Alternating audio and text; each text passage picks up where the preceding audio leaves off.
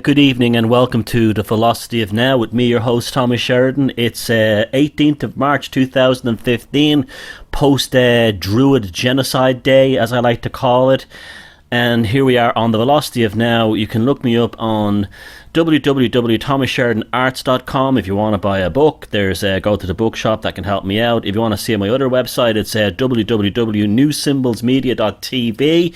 I'm broadcasting and streaming here through the realitybytesradio.com network with Paula at the controls. I hope you're all keeping well. Yes, it's a post-Druid Annihilation Day.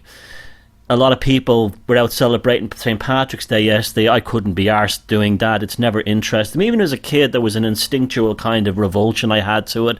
I'm not sure why, but I'm thinking, I'm starting to understand myself better in terms of I may have genetic memories of certain things. But anyway, that's really what St. Patrick was all about. There's nothing Irish about St. Patrick. He was a Welshman. Well, he wasn't even a Welshman. Let's not insult the Welsh. He was a Roman that was born in Wales during the Roman occupation of Britain. And Patrick is actually the Welsh word for patrician. How many of you knew that? He was actually a Roman patrician, a diplomat. And he was, the whole story of the slave boy, that's all the things they all make up. That's right up there with Bill Clinton be of a humble background and all that, and Abraham Lincoln born in a cabin and all this kind of thing. We all know that stuff isn't true. It's all made up backstories. But basically, St. Patrick was the Henry Kissinger of the Roman Empire, the Western Roman Empire. And he was sent to Ireland probably with a huge bag of money to buy the chieftains. It was a big, huge business decision. It was all about cooperation through big business and finance, just like it is today. That's what the Roman Empire was. That's why it adopted Christianity as its religion, because it saw it as a unifying force, as later on it would find democracy a similar unifying force. But he probably came to Ireland and he went around with all the chieftains and he said, big business deals for you. If you give up your old pagan faiths and convert your people to Christianity, your kids will be sent to the best universities in Rome. We'll export, you can export all the best horses and your gold and all the stuff you have here in Ireland. To set up business deals for you in Britain and in mainland Europe. And that's how Ireland became Christianity. Now, it even gets more sinister than that, because I've been very fortunate lately through doing some work to get my hand on some books that are hard to find or they're antiquarian, relating to the history of these islands. I found an absolute beauty recently on the history of the Norse in Scotland and Ireland from back in the 1940s. And the older books are, the more, shall we say, credible they are. Now, I know that there have been discoveries made and re-evaluations of history since then, but it really is true. Go back to the source, go as near to the source as possible if you can't get to the source, and you discover things that are written out of books later on. Now, for instance, I was in a bookshop today and Neil Oliver, the BBC presenter from that TV show Coast, has written a book on Vikings. I guess the BBC are doing a show on Vikings. And it was just a load of crap. And I think he's one of the better people on the BBC. I actually find him quite a nice presenter. But I was just reading the book and it's like, I could just see the BBC image of the Vikings in my mind, that they'd say, were they barbarians or were they great people? And they'll automatically cut to some berserker with an axe or a hammer in his hand, smashing some poor defenseless monk down. That's not what that was about. Those monks, let me tell you something. Those monks in Lindisfarne and places like that were actually knights. One of the reasons the Norwegians, Vikings, came to Dublin was because the local Gaelic tribes invited them over because they wanted to attack the local monasteries. Because the local monasteries were like military outposts for Rome. And they used to treat the humans that were on those lands as livestock. Those monks, like the way they're shown that TV show, The Vikings, I am a Christian of peace. They were nothing of the sort. There was those places like Lindisfarne and Kells and all those other places there were monastic settlements, Glendalough. Those monks were armed to the teeth. They were highly trained, they were vicious, and they ruled the lands around what they own, their ownership, the ecclesiastical lands. They owned them and they ruled them with an iron fist. And they treated the flock, that's where the term flock comes from, with no more respect than they treated their livestock. People have to remember this. And when when the Vikings were attacking Lindisfarne, this was in the post-Carolinian Empire, during the height of the Carolinian Empire under Charlemagne, and they were actually hitting back at military and strategic outposts all over Western Europe, because when they went to sea in the longships, they went on a seaborne insurgency. I've got a book coming out during the summer. I will be debuting it at the AV6 convention in Daventry in England at the middle of May. I hope you can come to it. It's a fantastic event. It's in a beautiful hotel. Good speakers, good people, nice family vibe to the whole thing, better class of people. You won't get anyone there who thinks they should get in for free, because the truth is free, because they've never paid for anything in their lives, and you won't get anyone like that showing up. So, it's great, it's wonderful, because it allows the nicer people, the more grounded people in this movement, the ones that don't think the earth is flat, the network. And so I'll probably debut the book there. Now, St. Patrick, again, the main reason I don't celebrate it, is because he murdered the Druids. In fact, in The Everyday Life of the Pagans by Anne Ross, a superb book if you can get your hands on, I think it's from 1970, she talks about how St. Patrick's Day is most likely a celebration of him drowning the Druids at the monastic settlement, at the last of the Gaelic Druids, at the monastic settlement in Lough Erne in County Donegal. And that's what the banishing of the snakes was. It was purely a metaphor. We're going to be talking a lot about metaphor tonight. And it was purely a metaphor. That's what it was. There's never been any snakes in Ireland. They never got here. They never crossed the sea. It's not that Ireland is too cold. Snakes exist in Scandinavia, which is much colder than Ireland. But they never got across the Irish Sea. It's as simple as that. And so he never banished any physical snakes. What he banished was the Druids. He murdered them. It was basically mass murder. It was a follow-on from what Suetonius Paulinus did in Anglesey in Wales in AD 60, when he murdered the last of the British and Welsh Druids. Same thing. It took a few hundred years later to get done in Ireland, but they got there. They got there in the end. And there's been some great stories in the media recently about Viking treasures found all over the place. They found a copper casting pot, the vessel, the crucible belonging to the Vikings. They found them in Baffin Island in Canada. And the next day, there was a report that they had found in Sweden a ring from the Islamic world that had been brought from Baghdad in a Viking burial site. And this was what the Vikings, this is what their main threat was to the Holy Roman Empire and to the Charlemagne and the Western Empire in the East. That they were actually phenomenal traders, and they could trade across vast distances.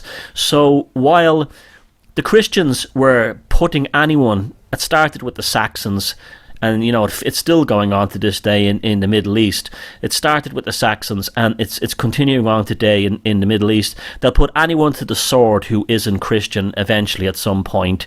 And the great Christian monsters of history, whether they be Charlemagne, Christopher Columbus, or Tony Blair, all follow the same pattern: invasion and annihilation of non-Christian people. The Vikings were not like that. The Vikings were traders. They were merchants. That's what they were. They because it was so dangerous to remain in Scandinavia, as Charlemagne's armies had murdered the last of the Saxons in that horrific massacre in Denmark, or they were moving north, and eventually the same fate would have affected the Vikings in Scandinavia. So brilliantly and ingeniously, they moved their empire, and it was an empire of trading and insurgency onto the seas. They went onto the seas, and they were phenomenal navigators, shipbuilders, and could get anywhere at a much faster rate than any of their other ships. They could escape anyone, and part of their insurgency was to hit these monastic outposts. Now, one of the things you'll notice is that whenever they hit places like Lindisfarne, it's only the Anglo-Saxon chronicles or the Irish annals, all written by monks, and other Christian documents which portray the Vikings as monsters who attacked these poor defenseless monks. You'll never notice, or you never hear about the fact that no locals came to rescue the monks. This is a startling realization that when the Vikings landed, the locals were perfectly happy to see the monks cut down and attacked, because they had no loyalty to them either. And even in the Anglo-Saxon chronicles, it talks about how as soon as the Vikings landed in England, the locals, well, what was in Northumbria, as it was back then, the kingdom of Northumbria. Northumbria as a county still exists in the north east of England. Instead of fighting the Vikings off, they complained in the court of Charlemagne of an uncomfortable familiarity. The locals were meeting the Vikings just like the Native Americans were meeting the Vikings, just like the Islamic people and the Persians were meeting the Vikings, and they were liking what they saw. They saw strong people with phenomenal goods to share in amazing ships who came along and did good business with them. In fact, they were a business empire from day one. There's no proof of all that the Vikings, there's almost no archaeological evidence to support Viking massacres of communities. Now, there is archaeological evidence of Viking violence in battles, such, all over the English in the middle of England, and particularly when they were being attacked by Alfred from Wessex. But there's nothing to show cities burned to the ground and plundered. Even like Dublin, which is one of the most Viking cities on earth, when they dug down Wood Quay, all they found was business, commerce, trade, and the Irish and the Vikings living together peacefully. Likewise, in the Shetland Islands, where the Vikings could get to very quickly from the fjords on the west coast of Norway, what they found there was that there's Viking longhouses built next to Pictish houses as in the same community. And the reason for this was the Vikings turbocharged and grew the Pictish economy on Shetland by exporting large amounts of soapstone, which is found on the island. Soapstone being a stone you can carve into cooking utensils that actually gets harder when you cook inside it. And the Vikings couldn't get enough of that business, and that's what they were about. And this is what infuriated the Franks. They couldn't stand it, and this is what drove them mad, and this is why the Vikings were the first of an indigenous people to be portrayed by the Christian historians as the scum of the earth, and it's going on to this day. So it's a fascinating journey.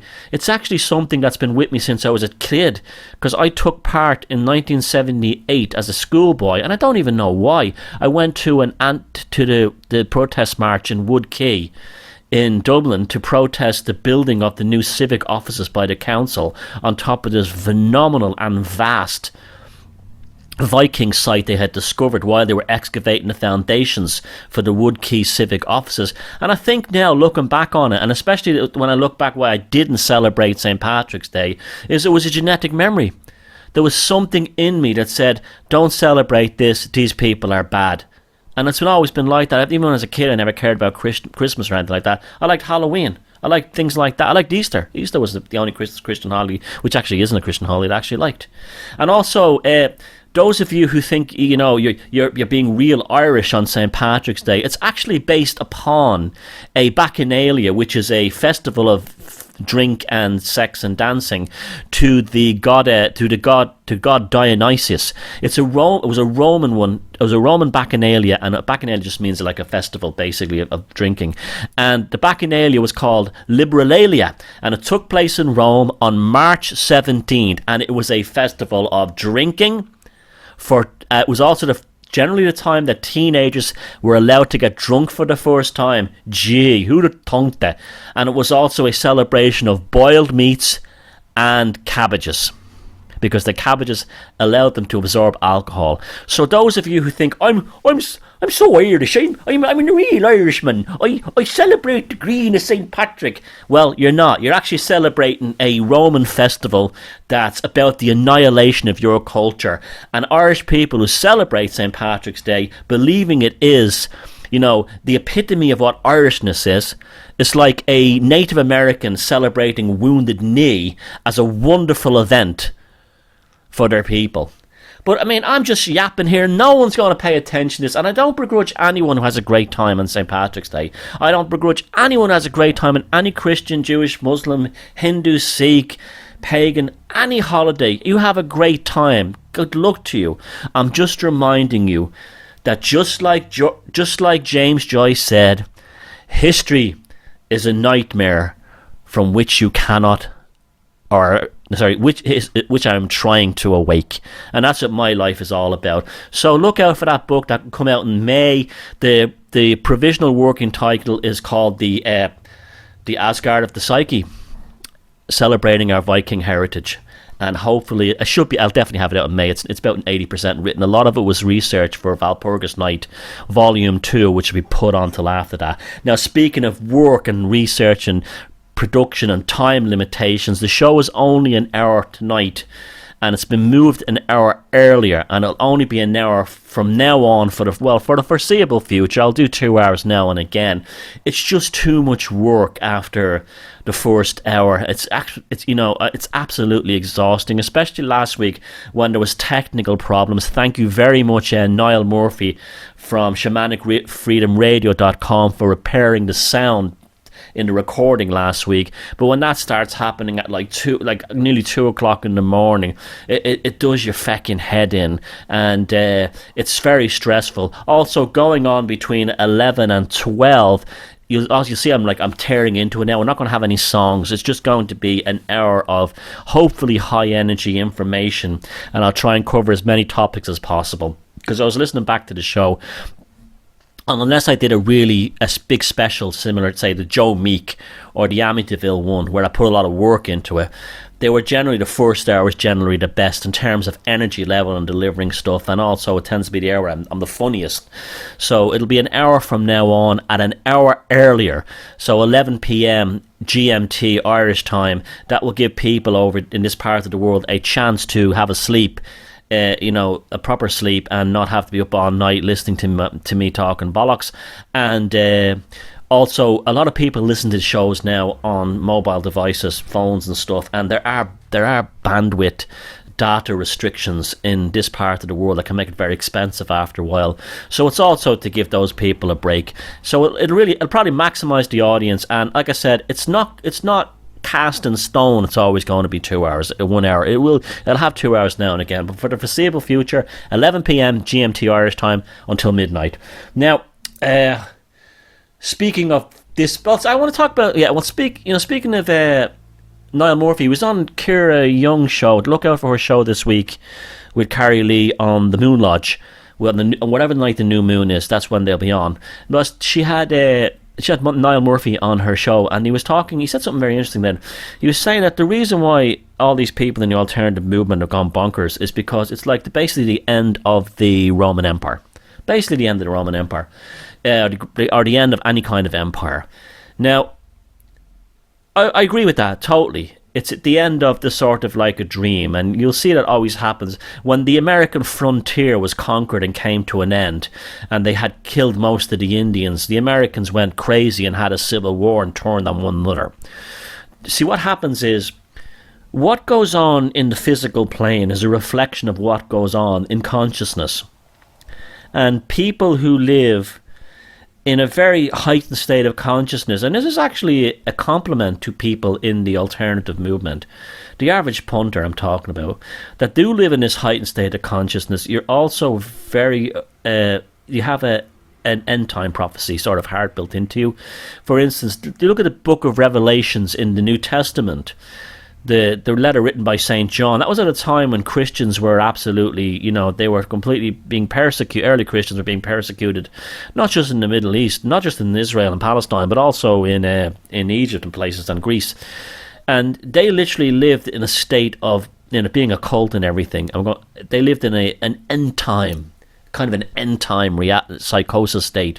And so the mind generates demons. The demons of the mind, they're generated in the mind, and they become prophecies, portents of doom, and so on. And that's what's going on with this truth movement. That's why people like me are getting attacked and everything. It's madness. It's insanity. It's a psychic breakdown. And it doesn't bother me one bit, because that's just how it is. It's just going to fall apart, and something will rise from the ashes. It always does. It's like the Bruce Springsteen song Atlantic City. Maybe everything that dies one day comes back. A lot of truth to that. And that's what's happening. It's in the consciousness, and and then it comes from the subconscious and is reflected into the material world. Now, that's even when this is why See, atheists are retarded because they don't understand that mythology or myth, what myth is. They don't understand that myth is actually more real than reality. Now, what I mean by that is that mythology is just not stories that are based on, things that never happened. They're very much based on things that have happened and will happen again. They're just told in the format of an allegory or a parable or a metaphor, or folklore. That's how they're expressed. But they're actually about reality, the reality of the human condition as reflected through consciousness. So, for instance, you have the Viking, end time prophecy of Ragnarok, and Ragnarok is incredible. It's absolutely incredible. I'm going to be presenting my presentation at AV6 will be based on that and what it means for us in this time. That doesn't mean that Loki is going to come and release from his cage, and dragons are going to spew fire and toxic clouds and all these other kind of weather warfare things. But it is interesting, let me tell you. I'm going to blow people's minds, I promise, if you come to that presentation. But yes, what the Vikings, they would have had these myths that developed during basically the growth in Scandinavian culture. Happened between about 400 AD. Scandinavian culture in Sweden flourished in particular, and this is when mythologies developed because people have more free time, and particularly during the winter months. That's why I have in front of me the Danish sagas, and it's literally like 10 pages. Where I also have on the shelf here the Icelandic sagas, and the Icelandic saga is 1,000 pages. And the reason why that is, when in Iceland during those long winter months, the women used to sit in the longhouses. Women are treated much better in Viking mythology and in history than they ever were in any Christian one, by the way. And they would sit there weaving, and while they weaved, they were just thinking of them in a long house that often has no windows in Iceland, and it's just the women and the children and the young boys, and they know they have stories, and they sit there and they're weaving. This is like the Norns in the Nordic mythology. The Norns are the three sisters of destiny that weave the fate of every human being and animal ever born into a thread. And so that what they're doing, that these people lived in a world of magic. That's what we have to remember. That's why we're so screwed up today. These people lived in a world of magic, and they wound out those threads, and the folk, and you had the crackles in the fireplace, and the peat smoke rising, and you would have that fragrant peat smell. You would hear a cow mooing in the back of the house, and this kind of thing, and in total darkness in the middle of the day, just a fire, just a flicker of the fire, and maybe some cod oil lamps, and then the magic flows. And among this would have been Ragnarok. That would have been the stories told. And what they were doing was they were telling themselves through a parable from the conscious up to the consciousness that these things will happen, that consciousness has cycles. Consciousness has almost like seasonal effects that take place over the course of millennia. Very difficult for us in this modern age to comprehend this, because as Joseph Campbell wrote, the problem with modern man is that he has not been able to create a mythology to keep up with the rapid progress of our technology. And this is also why we have like the craziness in the alternative movement, and more the witch hunts, the gang stalkings, and all the general mental illness, thinking the world is flat, and all this kind of thing. This is the collapse. This is the integration. Well, what integration was there of the alternative psyche collapsing and falling in on itself, and it will destroy many, just like Ragnarok destroyed half the gods. Now, all the gods in the Nordic pantheon tradition were reflections of aspects of consciousness. Okay, this is why Odin is such a much more likable figure, because he has rows with his wife. these kinds of things. He's not like Jehovah. He's not the all-seeing, all-knowing God. He goes on expeditions to the other world to find new knowledge. He has Hugin and Murin, the two ravens on each shoulder, which go to the world of men and bring back knowledge. He's not like Jehovah, the psychopathic demon of the Old Testament. He doesn't know it all. He's not jealous and insecure. Odin wants to know. So in the end of the Ragnarok saga, you have the Thor dies, Loki dies, and so does Odin. And this is what's happening in the alternative movement. The aspects of consciousness and aspects of the human pathology reflected within this so-called alternative movement are collapsing and destroying and feasting upon themselves to be reborn again, just like the Phoenix, just like Jesus, just like the rebuilding of the Yggdrasil tree. The same thing. And these are important things to remember. And so when you find yourself in the middle of a kind of a crisis or in the middle of chaos, remember that this is a fleeting moment. This is a passing moment. This is it's an experience. It's a page in a saga, and your life is a saga, and your life is a mythology. It's a living myth, and all the challenges you face, and all the madness you experience, and all the indecency and the beauty, and the wonderfulness, and the glory, and everything else, the heartbreak, the romances, the births, the death, they're all part of your own personal saga. And we as modern people go to psychiatrists, take Xanax and all other kinds of these drugs because we don't have that in us anymore. So let's rebuild it. Let's re-embrace it. As you know, I'm a huge proponent of getting back our native archetypes. That doesn't mean in a sense of superiority. I'm not saying just because you discover your ancestors are Vikings. In fact, I want to say something now. Those of you who discover your ancestors were Vikings or Saxons or Angles or Celts, and then you think it makes you superior to other, you are a fuckwit. And here's why you're a fuckwit. You're a fuckwit because you're adopting a Christian Middle Eastern conceptual idea that's not part of European thinking. You are still a slave to the sand dwellers. How's that for a bunch of irony? Because if you look at the history of these groups in the past, they didn't see themselves that way in terms of I'm better than this group or they're better than us. In fact, there's tremendous real history that shows that the Celts worked with the Vikings worked with the Saxons, the Saxons worked with the Slavs, the Vikings worked with the Persians, with the Native Americans. It's the other way around.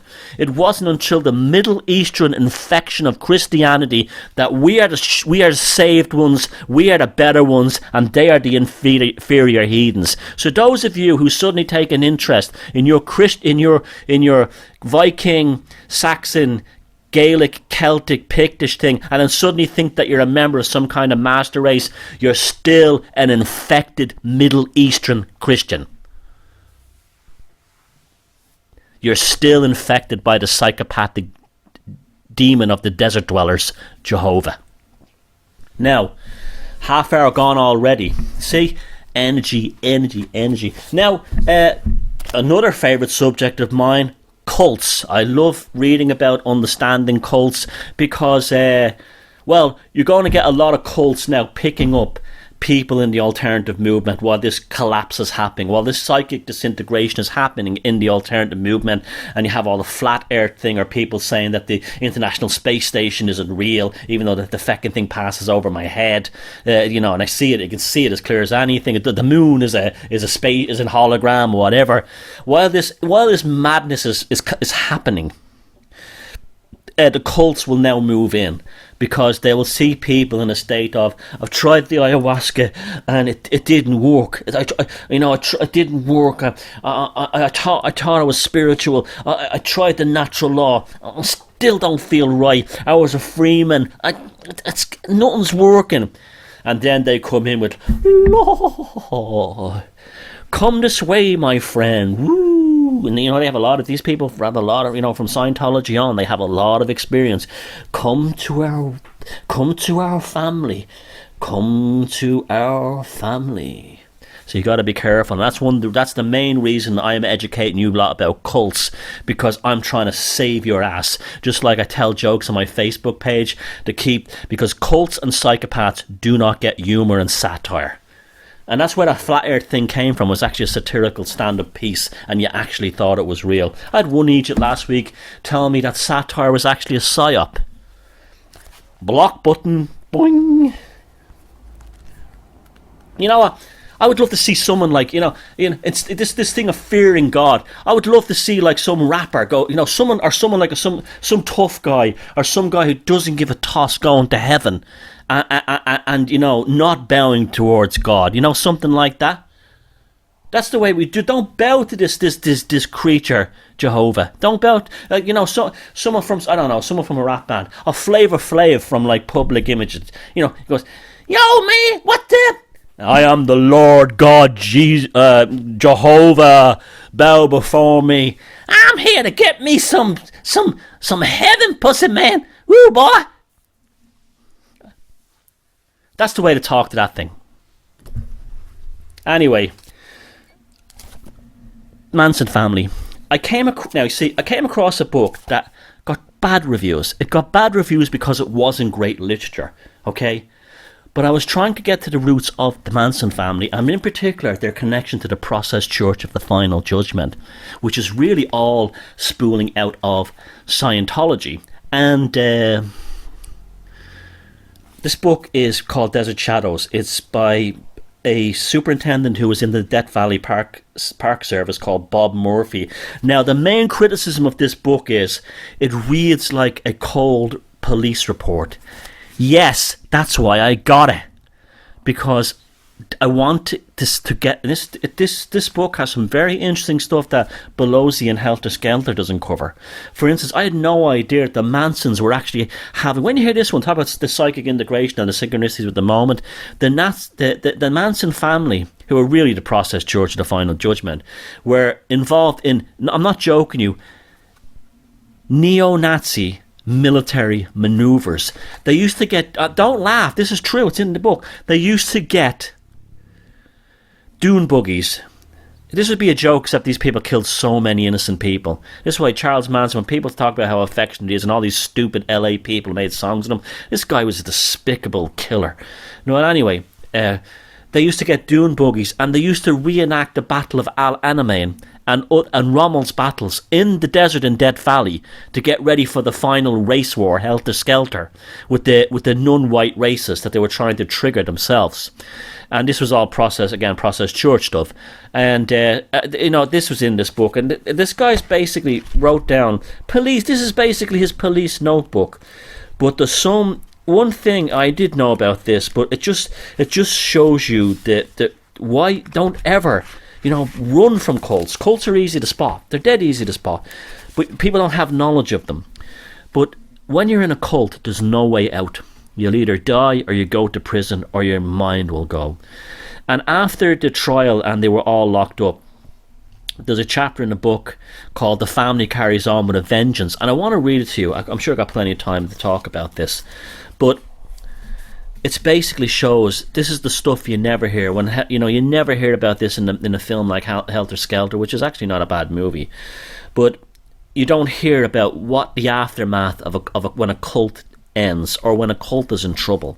Because when the cult is in trouble, this is like the night of the long knives is what takes place. So that's what happened with the Nazis. The Nazis, the Third Reich were a cult, and that cult was when Ernst Röhm and the Brown Shirts were challenging for it to be the main military force in it.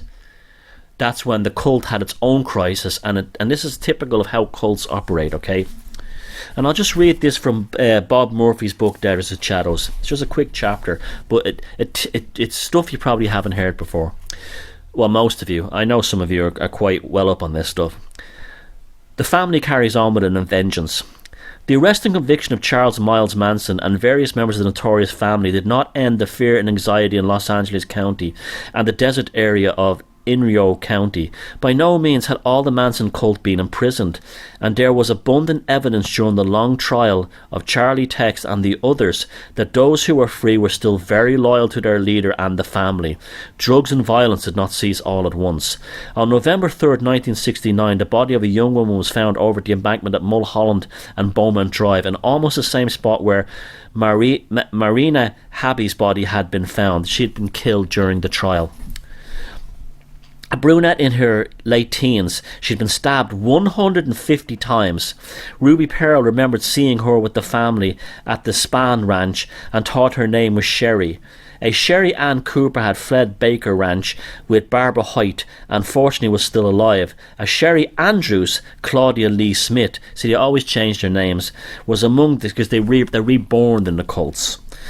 Was among the 26 persons arrested at the Barker Ranch in October. The identity of the Mulholland victim is still unknown, but the proximity of her time and death with that of Zero suggests that she may have been present at the murder and was killed so she wouldn't talk. So even when the cult ends, you think you're safe? No, you're not. They're going to make sure that you don't go to any authors, filmmakers, or anyone like that. You're finished once you're in a cult. Remember that. You're finished.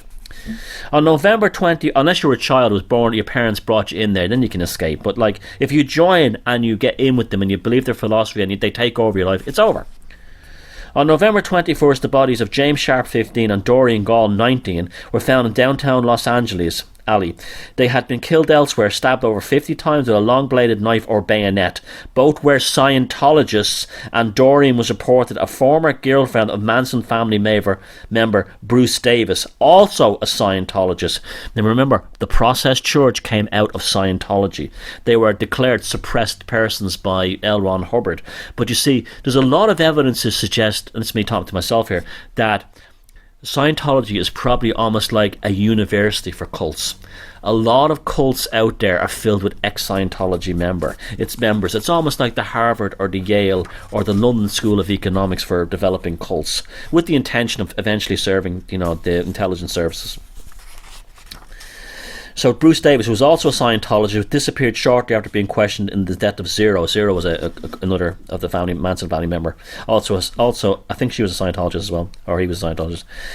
Joel Dean Pugh, husband of the family member Sandra Good, was found in a London hotel room.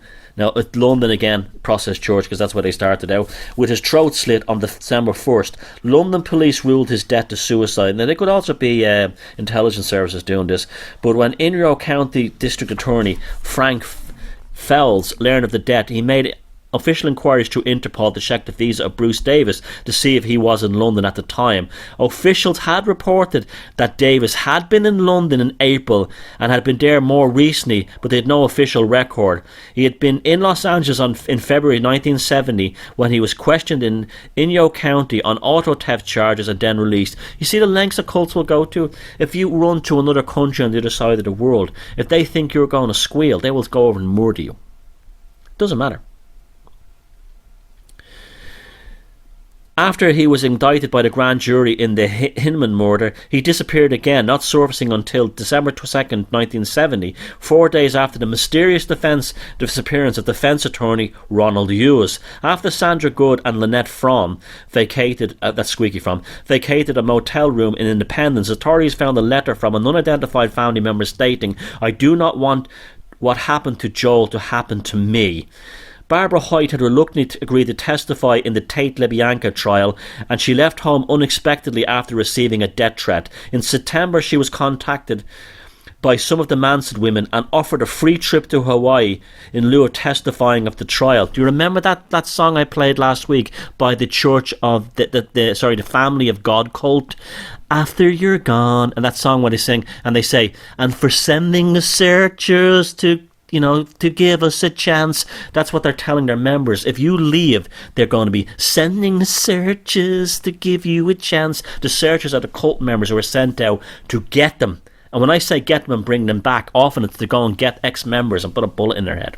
Anyways, this woman, you know, was lured in by the Manson women. They probably told her how much they loved her and they would protect her, and they brought her to Hawaii. See, they still tons of money instead of testifying at the trial. She accepted. Those who persuaded her to leave were Clem, Squeaky, Gypsy, and Weesich. With Weesich, whose true name was Ruth Ann Morehouse, Barbara went to Hawaii, remaining at a hotel for 7 days, during which Weesich seldom let her go out, telling her the police would be looking after her. After several days, Weesich told Barbara she had to go back to California, but that Barbara was to remain in Hawaii. The women took a cab to the airport, where Weesich encouraged Barbara to order a hamburger while Barbara paid the check. Weesich took the hamburger outside and reportedly laced it with the equivalent of 10 tabs of LSD. While Barbara ate it, Weesich bade her farewell and boarded her flight.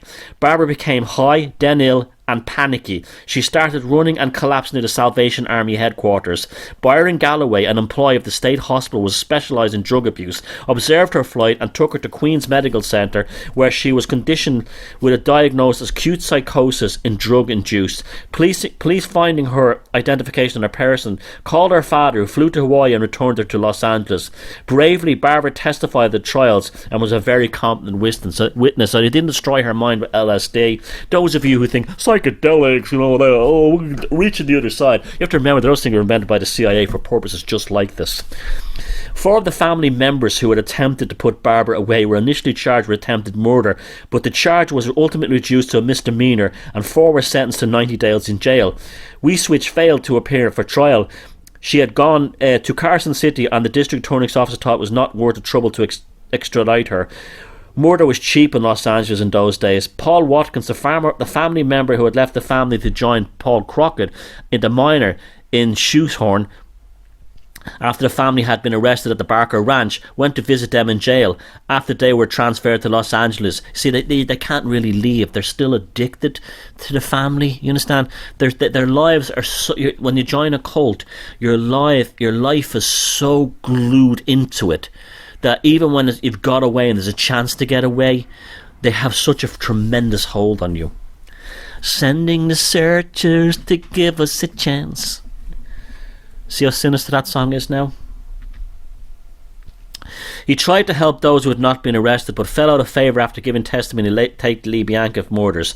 In March, the Inyo authorities heard the rumour that Paul Watson was going to be killed by the family. 3 days later, he was pulled out of a flaming Volkswagen camper and taken to Los Angeles General Hospital with burns on his face, arms and back. He told police he'd been reading by candlelight with either the candle on or a marijuana cigarette he had been smoking caused the blaze. Watkins also admitted that he was only guessing. He was unsure of the origin of the blaze. They tried to burn him alive. Anyway, he was just too afraid to testify. In May 1970, at Shoshone, Crockett, Poyston and Watkins encountered Clem, Gypsy and a youth named Kevin, the newest family recruit. Clem told Watkins, Charlie says that when you get out of jail, you all better not be around the desert. On May 31st, Death Valley... This is why we kind of never ever release Charles Manson. On May 31st, Death Valley Rangers found the body of a hippie in the sand dunes about a mile northwest of Stovepipe Wells Resort. The body was clad in overalls, had long black hair and was thought to be male. There was no identification. There were 45 cents in his pocket. Insects had consumed most of the body, and the victim had been not positively identified, nor the cause of death ever established. There is no proof that the person was a member of or associated with the family, but members had been in the Death Valley area.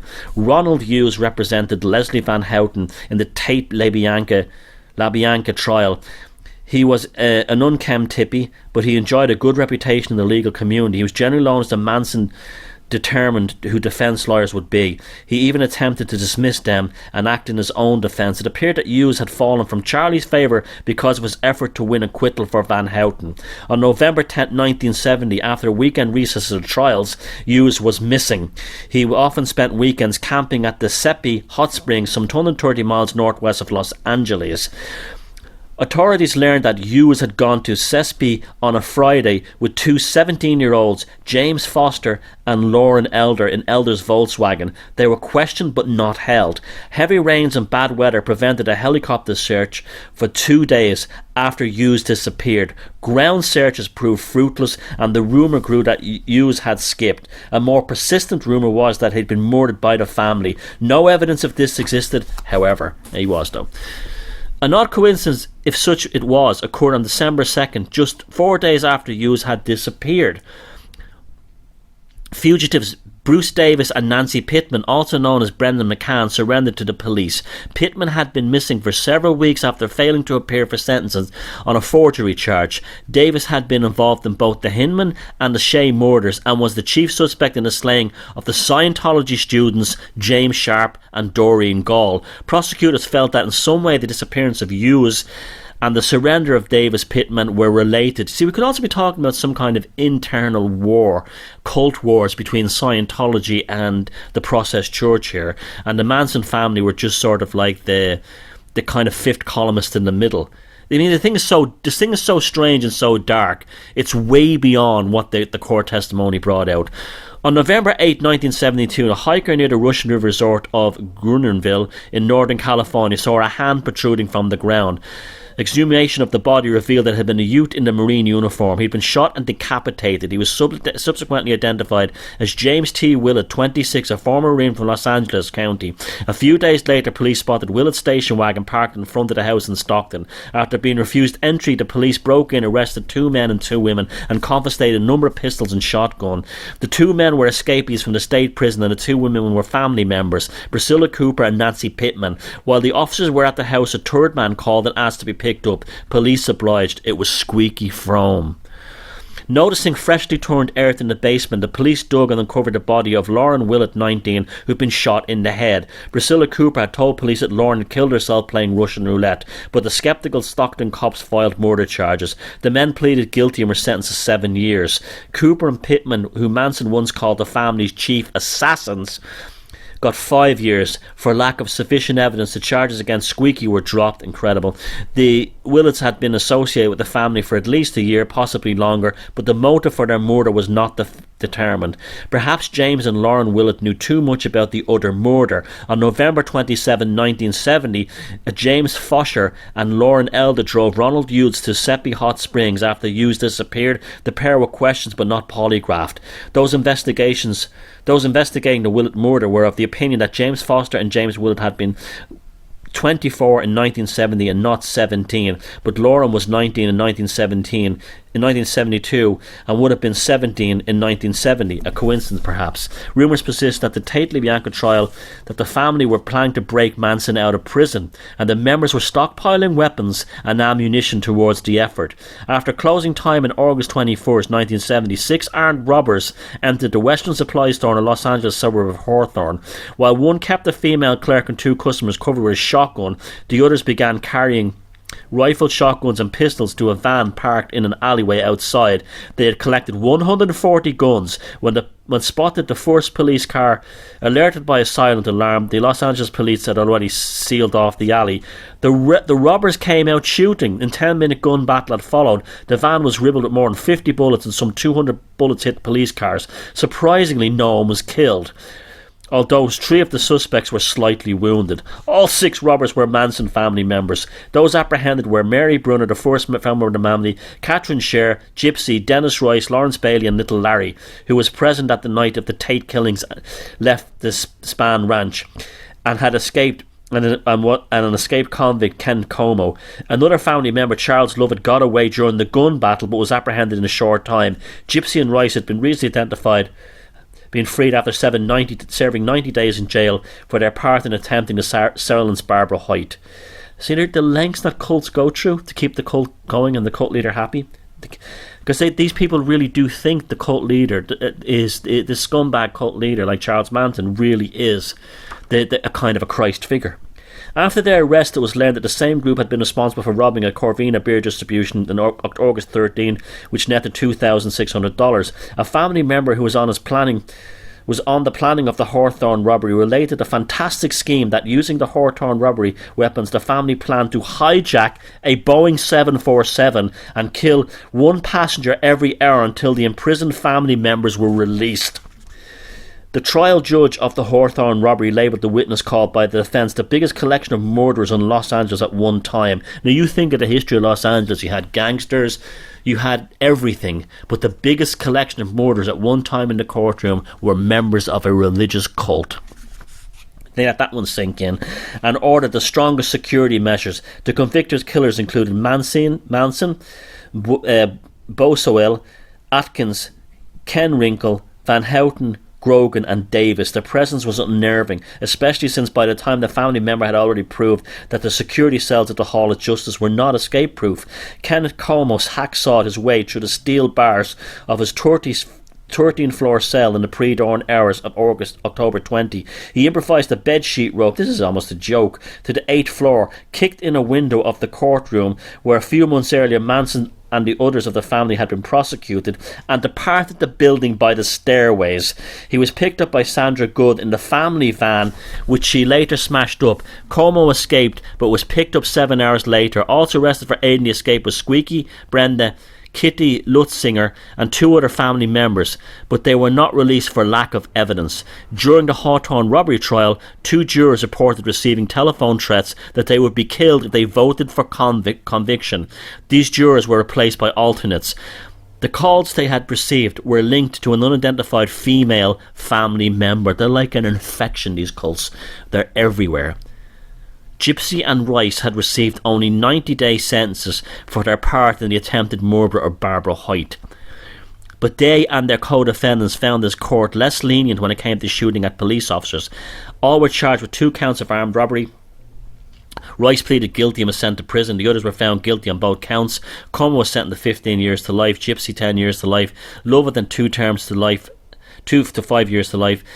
Lawrence Bailey and Mary Brunner 25 years to life. Sandra Good, who was tried for aid and escape, was given 6 months in jail as a prison sentence. Lynette Fromm, Squeaky Fromm as she was known, a capacious family personality in most of the ruthless endeavours that led to the other convictions, and was frequently a spokesperson for them, but she was able to avoid arrest and conviction until her ego led her to the senseless acts of trying to assassinate President Gerald Ford in Sacramento.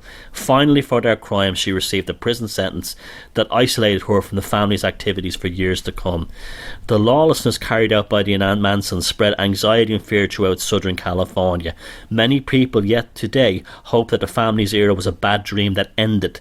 Los Angeles Times reporter Dave Smith had appropriately written in relation to the Manson saga: to pull the curtain over the Manson case is to deny ourselves any possible hint of where the beast may come from next, and so remain afraid of things that go bump in the night, the way they were in August 1969. And that is from Desert Shadows, the true story of the Charles Manson family in Death Valley by Superintendent Bob Murphy.